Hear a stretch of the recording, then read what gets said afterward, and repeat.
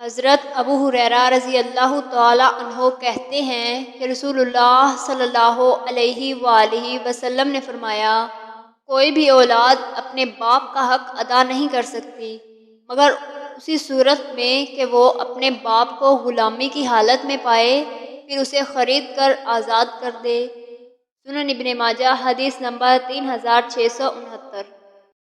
حضرت عبداللہ بن عمر رضی اللہ تعالی عنہ سے روایت ہے، رسول اللہ صلی اللہ علیہ وآلہ وسلم نے فرمایا، ایک مسلمان دوسرے مسلمان کا بھائی ہے، نہ وہ اس پر ظلم کرتا ہے اور نہ اسے مصیبت کے وقت تنہا چھوڑتا ہے۔ جو شخص اپنے مسلمان بھائی کی مدد کرتا ہے، اللہ تعالیٰ اس کی مدد کرتا رہتا ہے، اور جو شخص کسی مسلمان کی دنیاوی پریشانی کو دور کرتا ہے، اللہ تعالیٰ قیامت کے دن اس کی آخرت کی پریشانیوں میں سے کوئی ایک پریشانی دور فرما دے گا، اور جو شخص کسی مسلمان کا پردہ ڈھانپتا ہے، اللہ تعالیٰ قیامت کے دن اس کا پردہ رکھے گا۔ مشکوٰۃ المصابیح حدیث نمبر 3465۔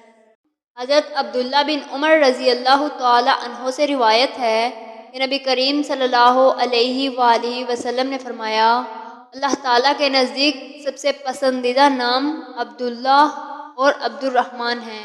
سنن ابن ماجہ حدیث نمبر 3728۔